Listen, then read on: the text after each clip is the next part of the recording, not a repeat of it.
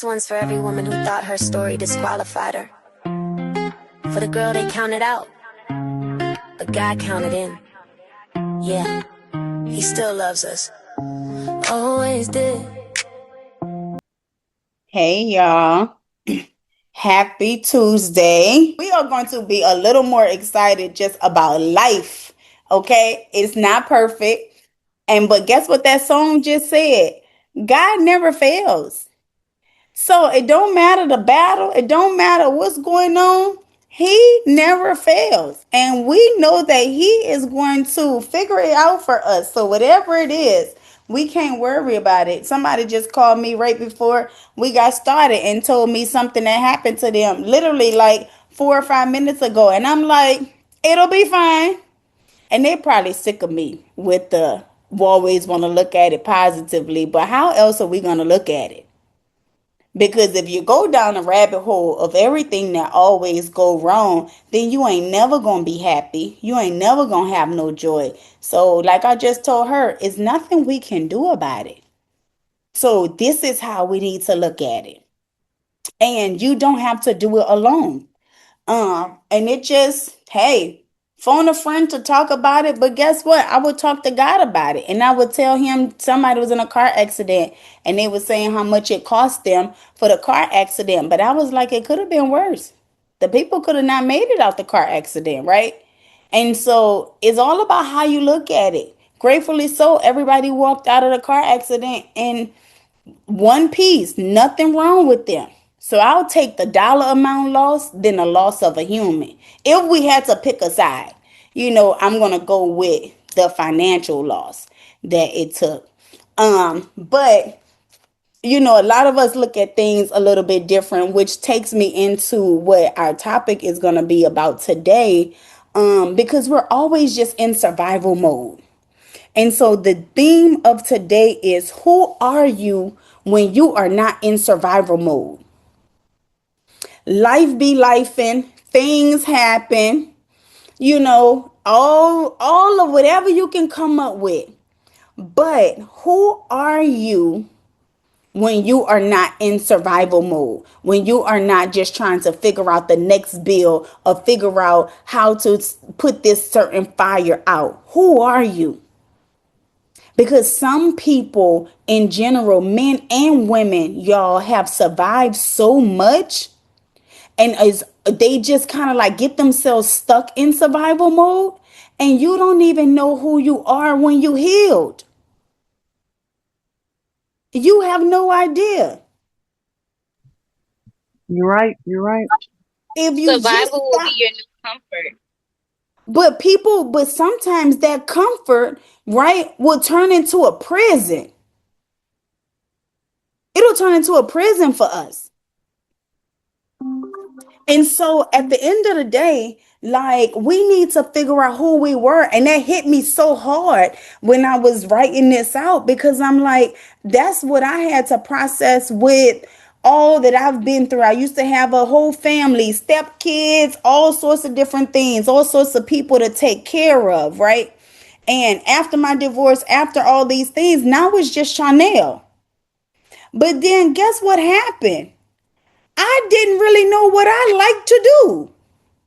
I didn't really know what I like to eat. I didn't really know where I like to go for the holidays. I didn't really know nothing. And not because I'm slow or crazy or anything like that. When you have a family, you consult with them. So for the last 13 plus years, I always was like, hey, where we going? My ex-husband used to decide. He wanted to go here. He wanted to go there. And I was all for it because guess what? It was cool locations for me. But when you don't have all those things, it's like, well, girl, what do you want to do? And year after year, week after week, y'all, I am discovering who I am after the healing part. And it's been Yeah. a very interesting journey, to say the least. I have identified so much that I don't like that I thought I liked. I used to have this thing of booked and busy. I used to thought I liked being booked and busy. I like going to work and I like to make a little dollar or two. Don't get me wrong. But I don't want to be busy all day. I don't want to be booked all night, overwhelmed, stressed out, working, feet hurt, hands hurt, eyes hurt. I don't want that kind of life.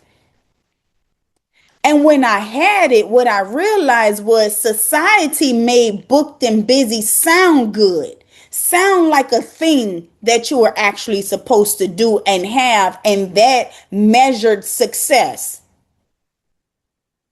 But that's not actually what measures success. Because being able to have some slow mornings now for me measures success for me. And everybody on here will look at it differently, right? But when I was processing this, I found in Luke, do y'all know about Luke 10 and Martha? How Martha was so busy.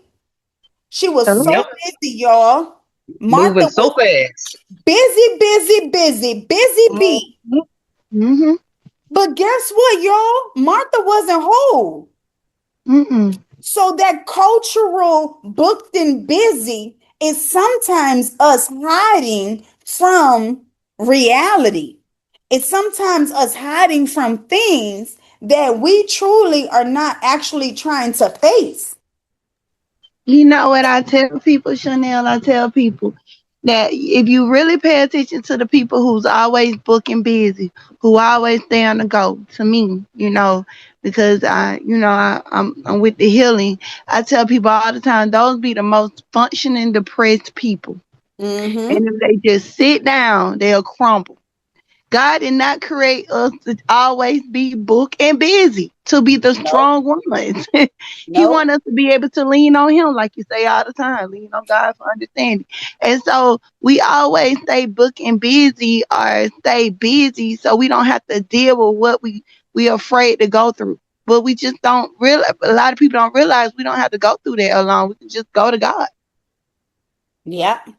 And that's what I started to identify. Guess what's so crazy? Through COVID, y'all, I realized I didn't even like living at the house I was living in. And that's a crazy reality because guess what? It was nice. It was real pretty. But because I was always booked and busy, I never had to be there. I didn't even like being up in there. I said, oh, this is chaotic around here. And not that I didn't like the humans because I love all of them dearly, but I didn't like being around certain people all the time. Which is probably why in 2021 I started getting a divorce because COVID came in 2020, baby, and COVID came and shook up a lot of lives. And we realized, we looked around and said, oh, this isn't it. But guess what COVID did? It forced us to stop. It forced us to take a second, take a break, look Facts. around, audit. That COVID forced us to do that. Before COVID, y'all, I thought I had the most amazing life because I would be so exhausted when I got home. And not saying I didn't like them people, because I love all those people that I lived with, my stepsons, my ex-husband, all them different things. I have no problems with none of them people.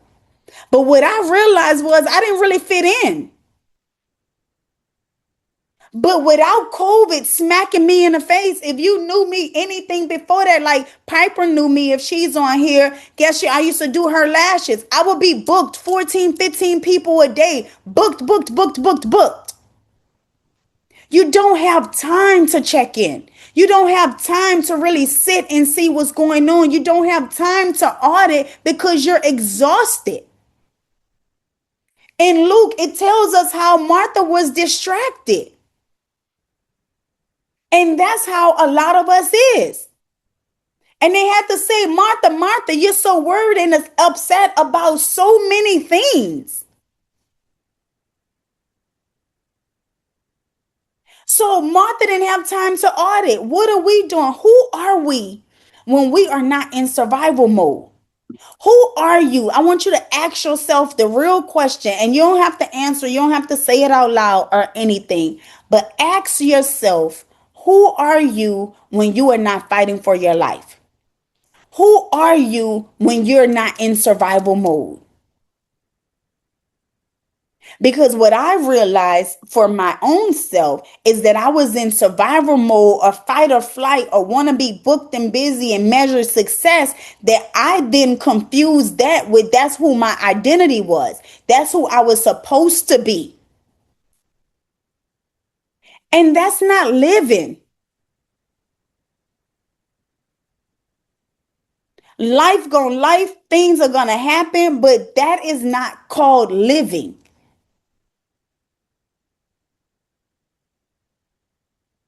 And like somebody just said, some people are not living. They are high functioning people in survival mode. Somebody said it was depression, survival mode, depression, all the things.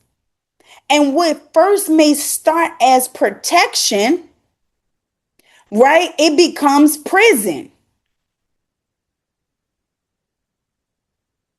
And we got to get out of that.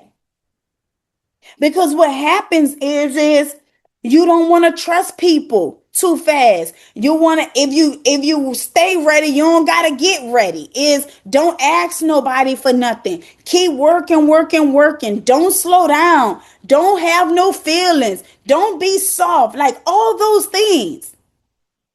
And in the beginning, when you're in the beginning part of your healing journey, it probably is protecting you from something. But that can also imprison you if you don't let it go. And a lot of times the not wanting to feel, not wanting to slow down and listen for heaven's blueprint, not wanting to listen or need anybody else can actually stop you from healing.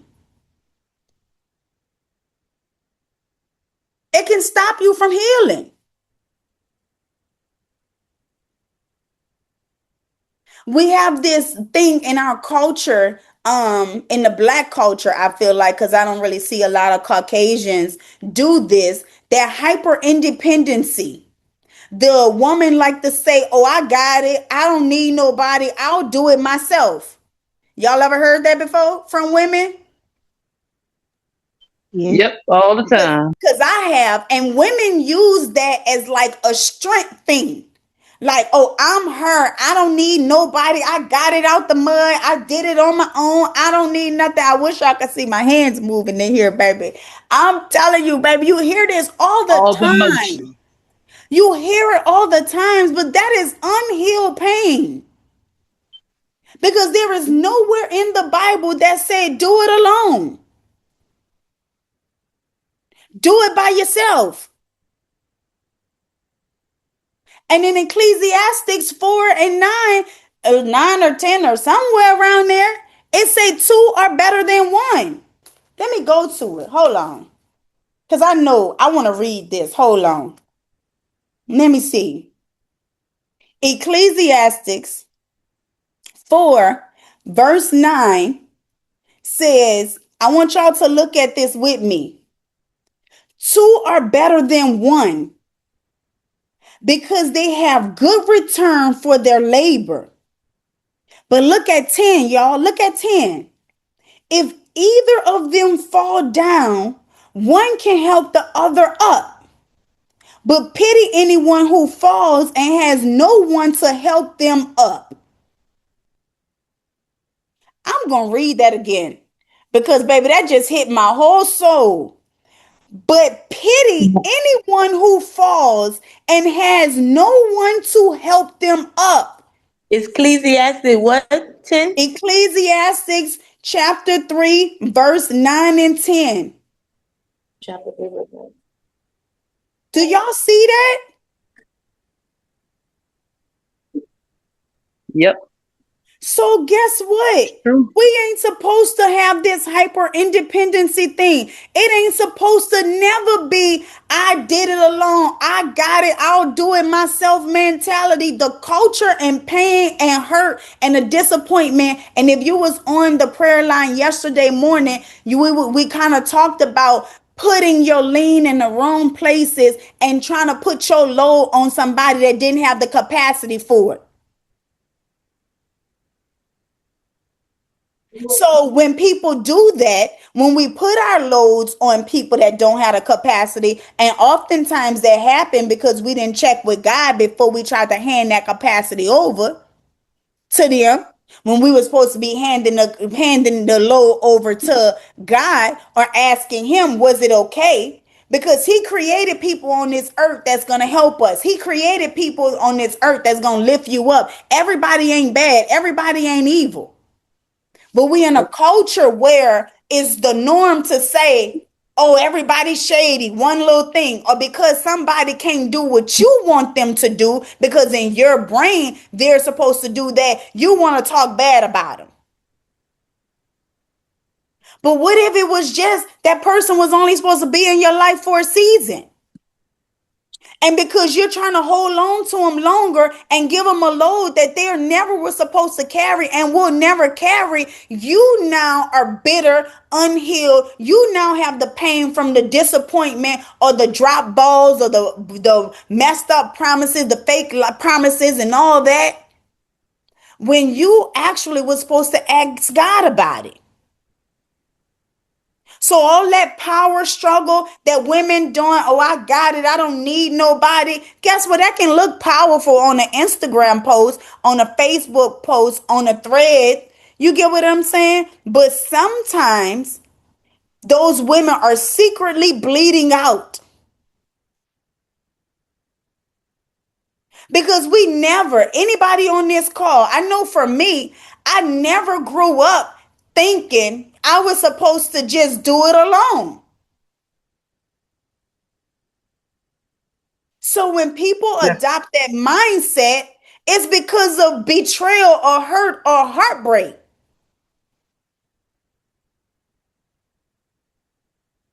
I wrote a book, and in that book, in the beginning, I was talking about like, oh, my grandma and them said, you get you a husband.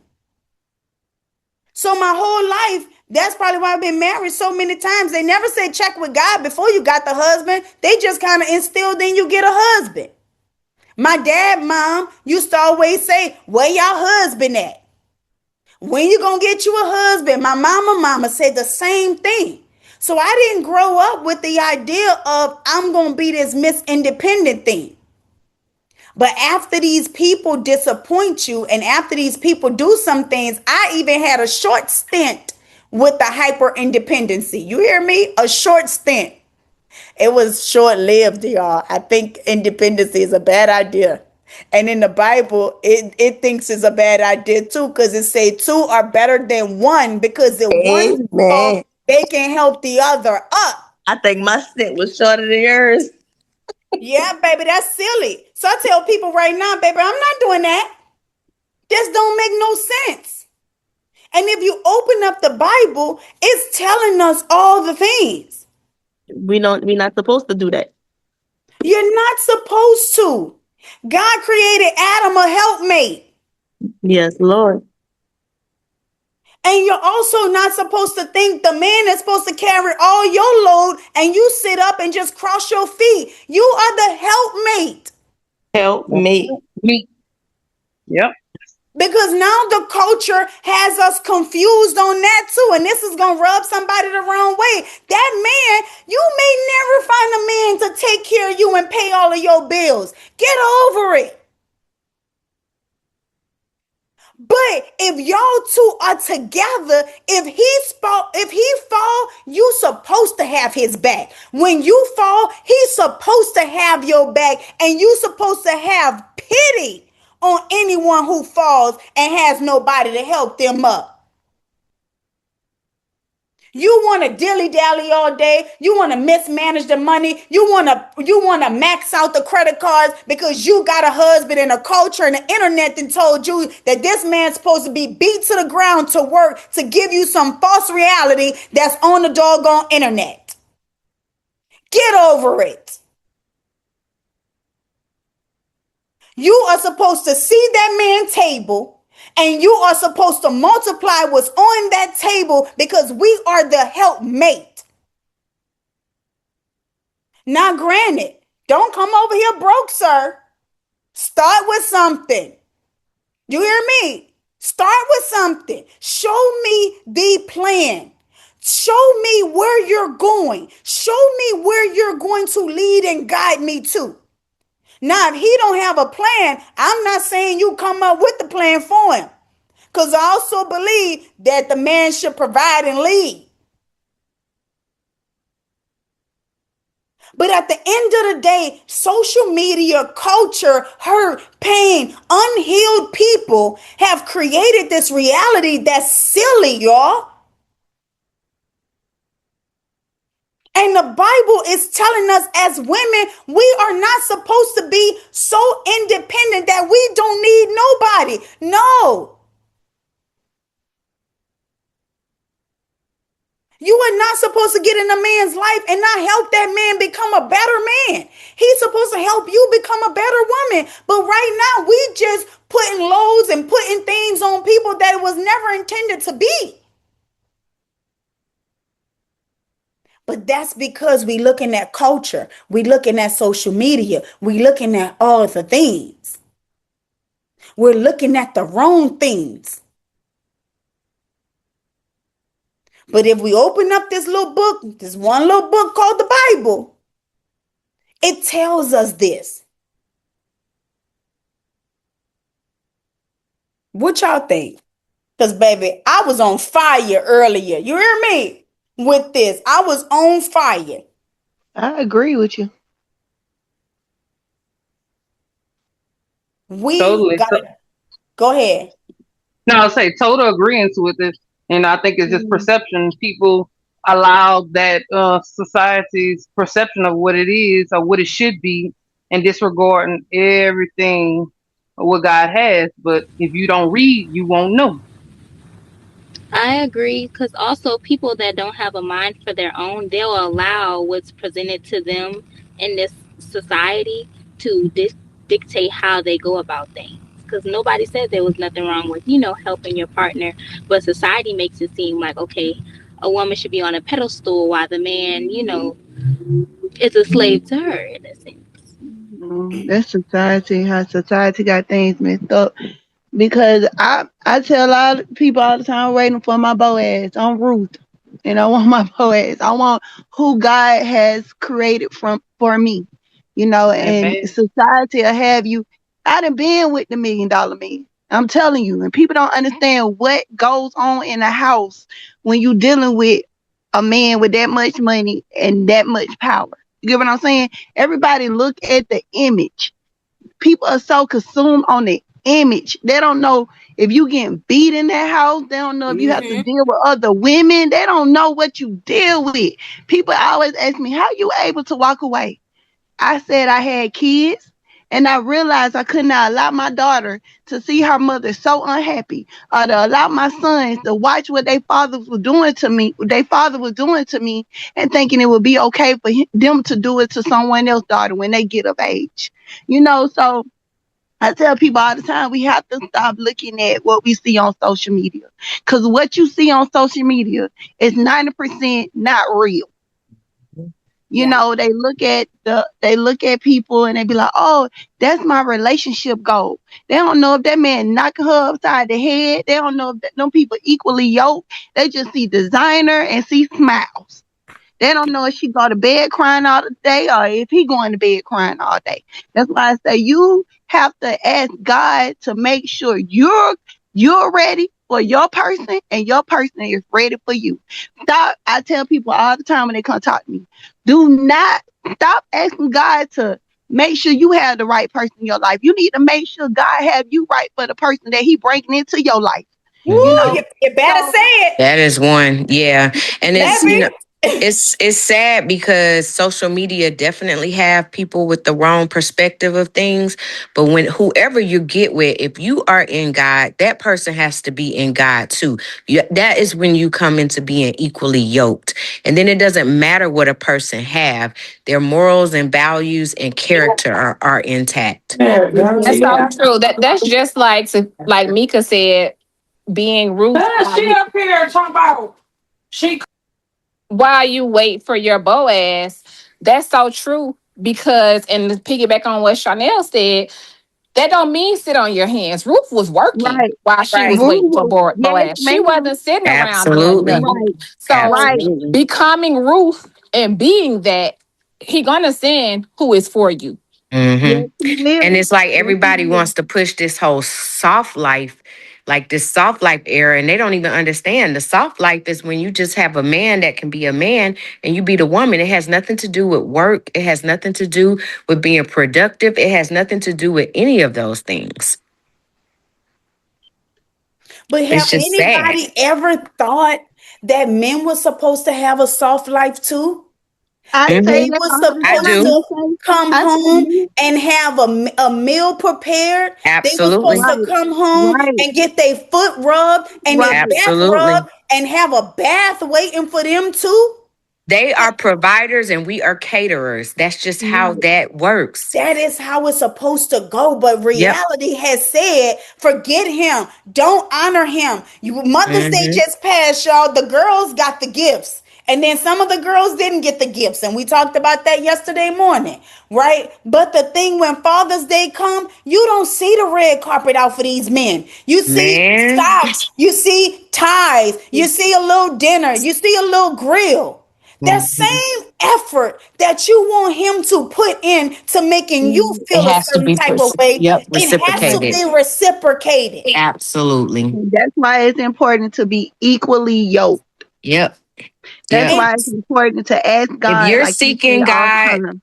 your partner should be seeking God. He right. actually leads you to Mhm. the word. If he's not leading you to the word, you're already not equally yoked. Not to say we can't lead them to the word, because sometimes people come to it later in life. But when you are seeking a new partner, you have to take that into account at all times. Is he a man of God? Is he going to lead me to the word? When we have issues and problems, is he going to come to me and say, let's pray? Or is he going to want to fight and argue? That is so important. And that's why it's important to be equally yoked and to always make sure, Chanel say this all the time. She always say people be so quick to just marry and make agreements without consulting, going to God, praying to God first. It's important to go to God first and ask him, is this Hmm. person for me? And like her best friend was with the guy and he wasn't ready. He wasn't ready. He wasn't ready. He wasn't God ready. said, I need for you to pull back and let me make this man ready for you. And then now they engaged and they finna get married. But she had to pull back and let God do his thing. And see, that's the thing. A lot of people don't want to do that. They don't want to pull back and allow God to do their thing. Yeah, I Amen. mean, as a woman who's dealing with a situation myself, when you're comfortable, it is a little hard sometimes to make that decision to say, let me step back, let me allow things to come full circle, and if it's meant to be, it will be. But you know why it be hard for us though, y'all? And I can speak to this for my own self because we never checked to God before we got in a relationship. I checked with God, He but I he I, I he still probably moved. slapped you with his sandal and you ain't Well, you no, I moved out of order because when I went yeah. back to him, because I said I prayed to you and I asked you, but I moved out of order. I jumped the gun. Like he told me to move forward, but move forward in marriage. And I moved forward because he bought a ring. We still didn't get married. So when I asked him how, why, this, that, and the third, he said, you moved before you got married. Mm. So it was And out then you of gotta be order. mindful what you ask for too. Cause I was like, I just asked for a companion. And Mm-hmm. I was Mm-hmm. just like, I got a companion, but nothing more. So you Mm-hmm. gotta be Right. real.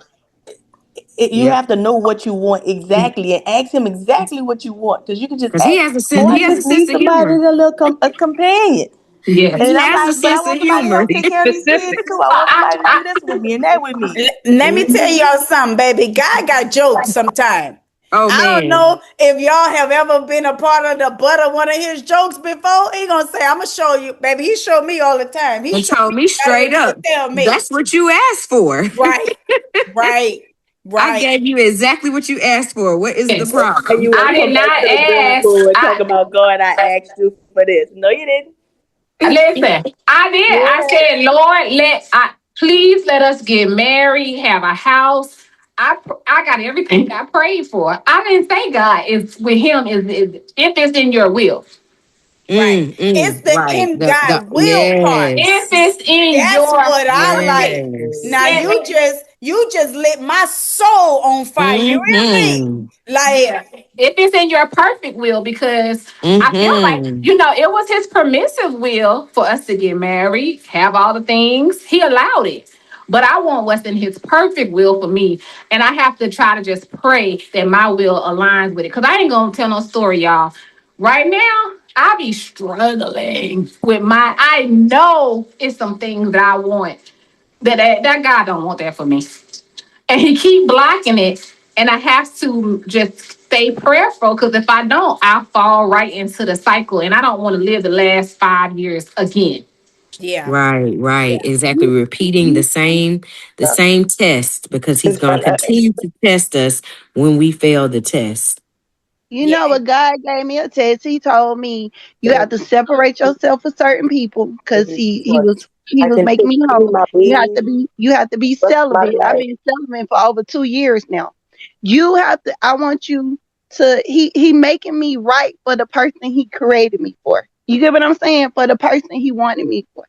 And it was Amen. hard because I'm so used to just doing what I want to do. But when you go to God and you ask him to do something, you have to have that faith and not take it back. Because what we usually do is go to God and be like, okay, God, I'm going to do right. I'm coming to you. And he'd be like, okay, do it. And you be like, nah, you ain't moving fast enough. So let me take this back and try to do it. So I've been in my healing stage. I've been standing on my healing and working, doing what God wanted me to do for over 2 years now. And now I'm living the days that I have prayed for. But we have to be patient. We have to have faith. Chanel tells us this all the time. If you trust God, then don't take it back. Give it to God and let God do what he do. 100%. And Meek, that's in the Bible though. Psalms 46:10 is what? Be still. So what you doing is you waiting. You sitting and waiting. That's also in the Bible. Everything that we have talked about, there is a scripture that we can reference. Yep. See, before, right? The thing about me is I just wanted a husband. And like Miss Thompson said, I wanted a rich husband, baby. So I ain't know nothing else but to pray for Jesus. Give me a rich husband. That's all I had asked him for. And then 13 years later, I said, oh God, I don't want this one. I need a little bit more. Wait. I need somebody with some character. I need somebody with some discipline. I need a leader. I need somebody that has compassion. I say, now God, can I give him back? Can I give him back? But guess what I realized? Like, people right now make fun of me. My friend Bink, she tells me all the time, and I don't know if she on here. She'd be so mad when I be telling our little stories. But she tells me all the time, Chanel, pick one. Because she created a diagram. Her and her mama writing this diagram out, y'all. I swear to God, the other day. Like, Chanel, all these people like you. This one is successful. This only thing they all had in common was they all had a lot of money. And I was like, nope. But it's one person on the diagram that I'm like, that's him. And they like, but that's the one that's not moving fast. But God told me that's him. So like right now, I don't give my phone number out. I'm in like kind of like a season like you, Meek. But I feel in my soul that this one person is my husband. Right. But God is fixing me and God is fixing him. So I don't give my number out, and I could be wrong. But every time I ask God about this human, something shows where God is like, I don't want you to give up yet. And I don't know if it's going to be him. I don't know. I hope so. I can relate, because the person that's in my life, I had to pull back from him, because I tell people all the time, I'm in my healing. I'm doing therapy. I did therapy for 2 years. I said, no way I didn't pay $200 each session every week for someone that's not healed to come in my life and mess it up. But God told me that's my person. And I had to pull back. He wasn't a bad guy. He was just dealing with things, the loss of his mother and stuff like that, right? And so now he's in therapy. But I had to pull back. And he said, well, you said God said I was your person. I said, but did you hear what I told you when I had to pull back? He said, refresh my memories. I said, God told me this is your person, Mika, but you have to pull back and let me do my job with him so y'all can be together. And I had to pull back. It wasn't easy for me to pull back, but I had to pull back so God can do his thing. Now that he's in therapy, he's doing the work. Everything is good, but I told him, no, God didn't give me the okay yet. We can communicate, but God ain't gave me the okay yet. I'm still going to allow God to do his thing with you. Because, see, when we get together, we're going to have to be equally yoked. But guess what? That go right back to that Psalms 46. What it say? Be still and know that I am God.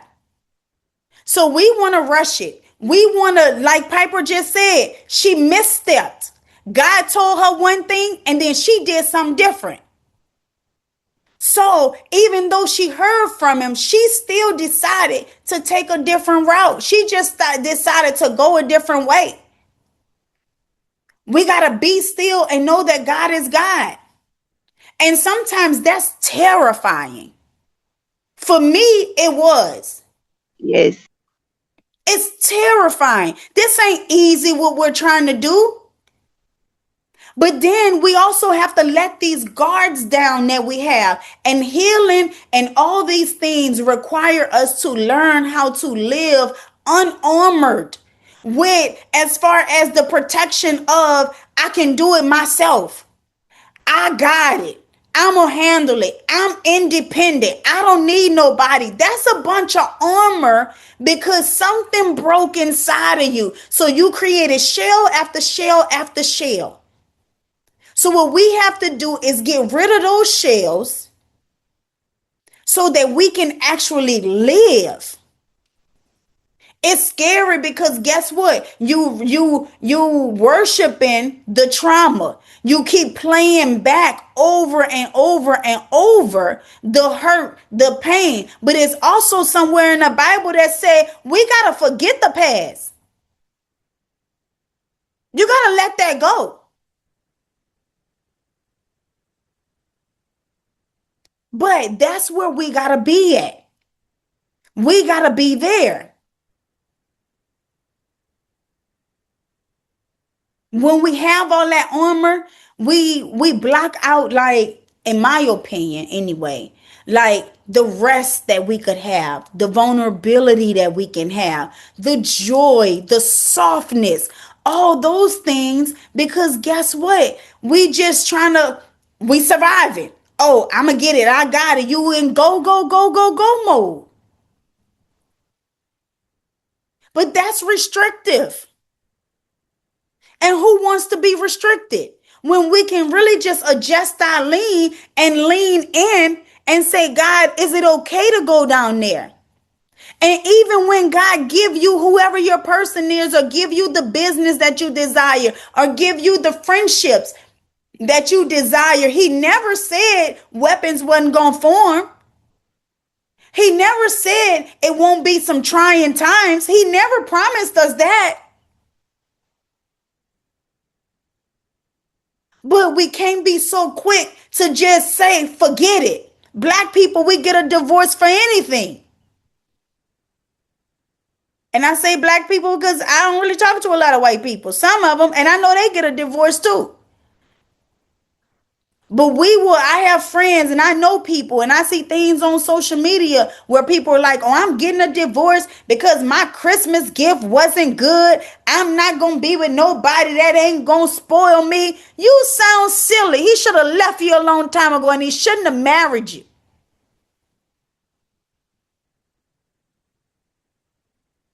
But that's the culture. That's the culture. Some of these seasons, y'all, we are going to be a part of, is going to require us to have armor. But some seasons is going to require us to surrender. And when we check with God and when we get heaven's blueprint, guess what? We're going to know and understand and get signs from Him indicating what season we are in.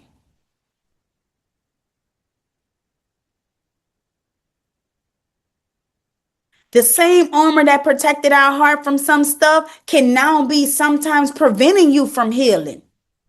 Back in Ecclesiastics, when I was reading in chapter 3, verse 3, it said there's also a time to tear down. But we so busy bracing for impact. We so busy bracing for the pain because the one person hurt you, then this person gonna hurt you too. Or because that first job said no, you walking into this interview like, I know I ain't gonna get it, I'm just going anyway. No. Some people are responding to our current life through old pain. And we have to let that go. You meet new people, you get new opportunities, you get new things, but you're still operating with that same old fear. New opportunity, but old insecurity. New people, but old fear. New season, but old defense mechanisms. Our nervous system is just out here still somewhere in the galaxy, y'all, trying to survive.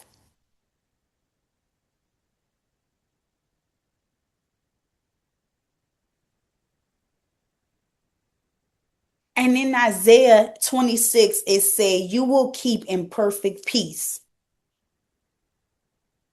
And that's what we have to remember. Healing means we have to learn that softness is not weakness. And we women for sure, a lot of us, because I had this as a bad habit. I thought being soft was, oh, I'm being too vulnerable. Oh, I'm being silly. Oh, that looks stupid. No, it don't. You identify vulnerability with danger. But we now have to identify the softness with rest, being open-minded, with trusting the process, with emotional freedom, with wholeness. It told us that Mary, she was busy, but she wasn't whole. So on the outside, Mary looked like she had it together, y'all, but Mary was broken. Mary was thinking about all the things. Have you ever been up late at night just thinking and processing things over and over and over? You can't go to bed because your brain and your mind just won't stop.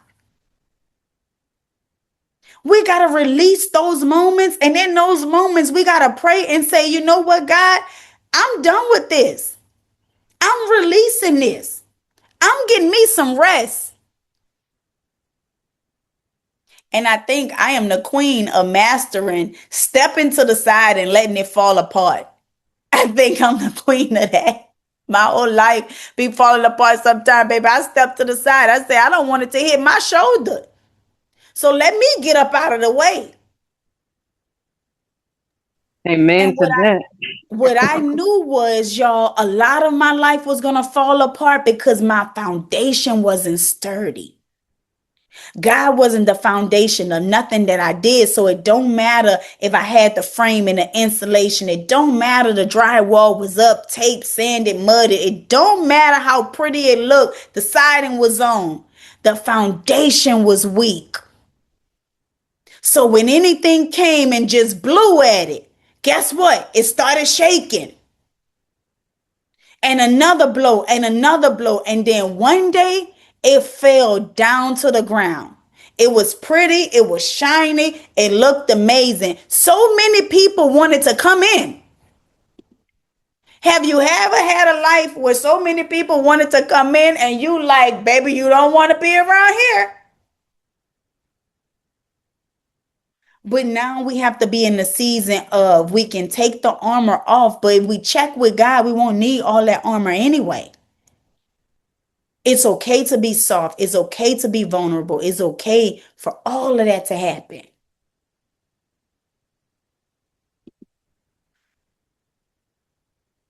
And in Proverbs, it says she is clothed with strength and dignity. Strength, softness, all of that, they ain't enemies to us. You can be powerful, you can be successful, you can be all the things and still be peaceful.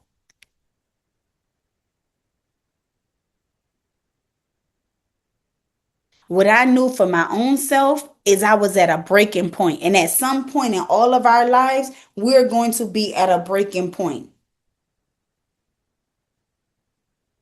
And God is going to ask us, do you want protection with all this armor that you have on and all of this stuff because you want to stay unhealed and you want to look like it's all together? Or do you want transformation? And when I was at my breaking point, I said, forget the protection. Give me the transformation. And it's not easy, but it's working. And people tell me all the time, like, Chanel, you're so different. I know. I'm proud of that. I'm working hard on that. Me and God, we're working on it. I think I told Jessica earlier. I said, God's still working on me. I told Miss Mac that. Me and her was texting earlier in a little message. And we was talking about something. I said, look now, Jessica, God's still working on me because he is. But I wanted transformation. So I said something to somebody knowing they were not, doing right. Let's just say that. And so I just made it sound a little different without even busting it out, without even like broadcasting it, because sometimes you don't even have to broadcast it. Sometimes you can just redirect people without doing all of that. And let me tell y'all, Jessica was laughing at me. She's like, you're so silly. I say, I'm serious. And I just have to be honest with myself. He is, but then I know better.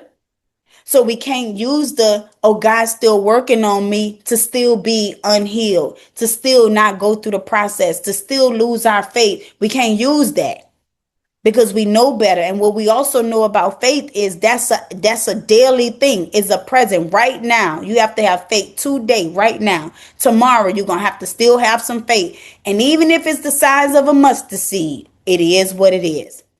We got to go with it. I want to jump in real quick and say that when you did that, that showed me that you don't always got to act the way that I used to act to get the same result. Because without you acting a fool or saying anything crazy to her, it moved her around. Yeah. Because you just learning. I'm learning to do better and I'm learning to watch my words. And I'm not always perfect, but I do so much better because of it. But it's because I open up the Bible. I really search for things in the Bible. I Google things. Like if I'm thinking about something, like a lot of these topics, I'll go on Google and be like, Google, where is this in the Bible? And then I'll start reading that. And I don't know if you guys are in a group me. I know some of you guys are, but in a group me earlier, I posted a YouTube that I watched earlier. Mike Jr. I really want y'all to look at that Mike guy. Yeah, Mike Jr. He's awesome. He's good. He really is. Listen, but y'all, that one was so good. Man, I watch Mike every Sunday. Y'all be missing out. He is amazing. Every sermon he has, he never missed. Never. Like, and I've watched him a little bit. I kind of watch a little bit of everybody. I watch Pastor Everett a lot. I watch Jamal Bryant. I watch him. I watch, a lot of different people or whatever, just because I want to hear like different perspectives on just like God and all the different stuff, like how people break down certain things and certain, chapters of the Bible, and a lot of preachers are different. So I watch a lot of different ones, but today he kind of talked about, like him being in the store. But somebody say you like Pastor Everett. I'm telling you, Pastor Everett is so good. He's so good. Yes, he is. But Pastor Mike was talking about him and his friend, y'all being, I'm gonna make this short because I know it's almost 8:00, but him and his friend was in Cheesecake Factory. And he was sitting there like, hey, I'm gonna catch the bill. And then a server came back and said, no. And so he was sitting at the table telling the guy, like, yeah, we're going to own that church. How he was calling the realtor year after year about a church that was for sale, like wanting to go in and telling God, like, God, this is for me. God did not give him his stuff fast, y'all. He did not get his stuff fast. That man worked and worked and worked. And people see these social media glow ups, but what I can appreciate about this story is he said he still got that same receipt. His card didn't work. And then when he looked at his bank account, something came out that he didn't know was coming out that day. So he thought he actually had enough money to cover the meal. So he tells his friend, hey, D, I need you to cover it. And then guess what? D card didn't work. So Pastor Mike card didn't work. D card didn't work. But at no point in that story did Pastor Mike say D went making fun of him. D went and phoned a friend and said, oh, the cards ain't work. They ain't said nothing. Guess what they did? They called the church and said, hey, does anybody have a card? We stuck at Cheesecake Factory. We can't pay the bill. We thought we had it, but we don't. He said he still has that receipt. But what I took from that was he was still patient. He still told God what he wanted, and he didn't rush God to give it to him. Now he has a massive church in Alabama, a major #1 hit songs, and all the things. So sometimes when we're asking God for stuff, we're not waiting on him to be complete. We're not waiting on him to finish. We want it on our time, on our dime. No, he said he will call that realtor, y'all, and tell that realtor, can I go look at it again?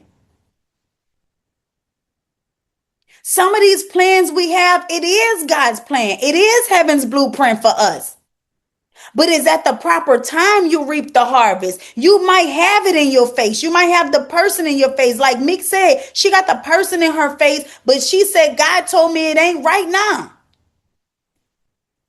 We can't keep rushing these things. We can't keep thinking that, oh, it's supposed to happen today, right now.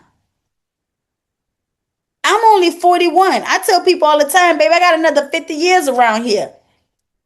So I'm going to be all right. People like to say, I got more time behind me than in front of me. Nah, babe, I got more time in front of me.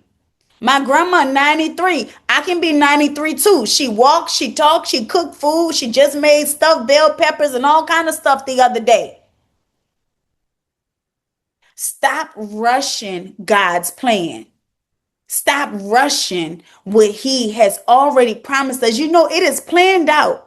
Our purpose, promise, all the things is already planned out. But life go wrong and things go wrong sometimes for us because we want to rush the process. We want to rush what's going on. We want to do it on our time because everybody else on social media got it. But guess what? That ain't what he said.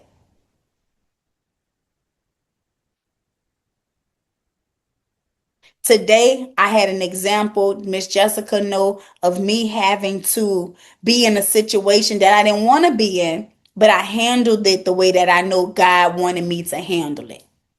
So I gave myself a little pat on the back for that. I was proud of that.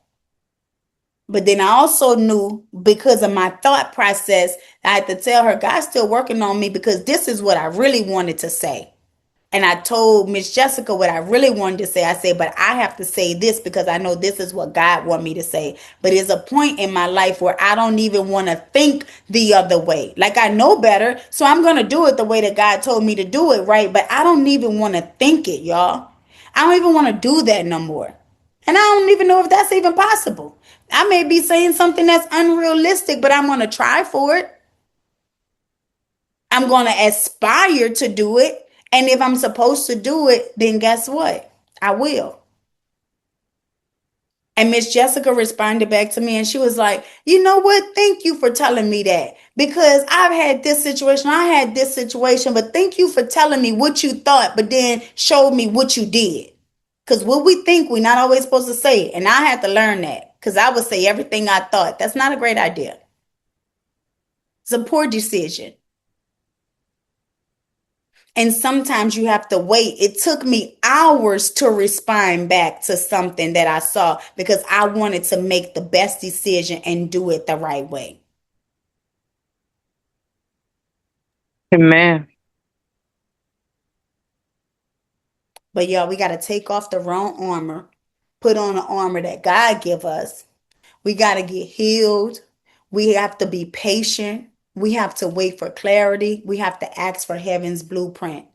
And we have to figure out who we are outside of survival mode.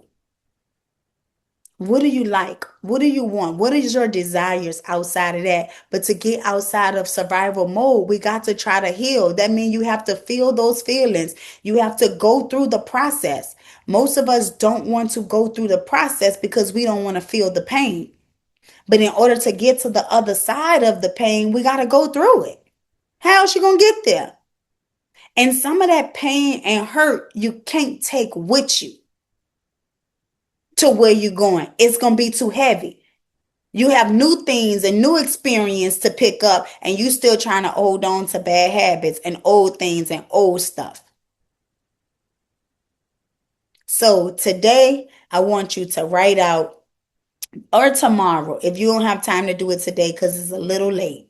Somebody say, I'm actually creating a 21-day course to shift your mindset. I love that because that's what we have to do, y'all. But I want you to write out in a journal. I just took a journal out that I created. I created some Same Time Savage journals. But I just took one of the journals out and I put May 12th, 2026 on it. And I'm writing out certain things on that particular journal or whatever. And so I want y'all to do the same thing, even if it's just on a sheet of paper, right? Get a sheet of paper, and just write out, who are you on the other side of pain? Who are you, the healed version? Or what if you're not on the other side? If you're in a process, who would you like to be? Do you want to be nicer? Do you want to have more peace? Do you want to have more joy? Write it out. And then start working toward that. Day by day, we can work on being a better person. We can be more Christ-like. Because I don't want to be like a good human. Pastor Everett say that all the time.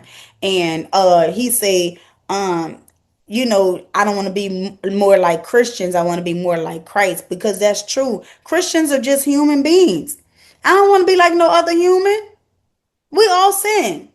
But I do want to do better within myself. And I do want to do and stand on the will of God in the Bible. And the more you open the book, the more you will understand the process, the purpose, the more you will understand and have patience and clarity just within a lot of situations in your life. Business, personal, everything. Even with friendships, that thing with Pastor Mike earlier today, that's why I wanted y'all to look at it. He said he had to get rid of people that couldn't go, and he was all right with getting rid of people. Piper just said, it's a process. I'm comfortable. Some people will get comfortable. Miss Thomas was just like, I had this, I had that, and all the things. We'll get comfortable. But sometimes we got to be willing to let things go so that it can fall in line, it can fall in place, and it can fall into purpose in heaven's blueprint. And y'all, we're going to pray. Father God, tonight we come to you just honest. We not polished. We not pretending. There's no performances on here, Father God. We're just being real and intentional. God, some of us have been surviving for way too long that we don't even know what it feels like to truly live. We have figured out, God, how to cope. We have figured out how to carry pain and hurt. We have figured out how to put on the wrong armor. We have figured it all out, but we have not figured out how to surrender. But God, tonight we are admitting it. I'm admitting it for myself. We are tired. We don't want to be strong all the time. We don't want to be holding everything and everybody together all the time. I want us to release the overthinking, the overworking that we're doing, the surviving seasons that we're in. And we want to all be healed. We want to all put our left foot and right foot forward in our healing journey. So tonight, God, we laying down survival mode. We're done with it. We're done with the fear. I'm for sure done with the hyper independency. We're done with the self-protection that we're doing. We're done with it all. And God, what I want you to do is just forgive us for believing that carrying everything was strength. Culture has made us believe that that's strength, and that's not. Forgive us for trusting survival habits and not surrendering them all. Tonight, heal us from everything, God. Heal us from exhaustion. Heal us from all the things that are no good for us. Heal us from the things and the learned behaviors that cause us to shrink. Heal us from everything. And we ask all these things in Jesus' name. Amen. Amen. Y'all. Amen. Always will. God loves us anyway. Even when we fall, he don't walk away. Turn my pain into praise, now I shine in his grace. I'm okay. He washed my shame away. Told me, daughter, you're more than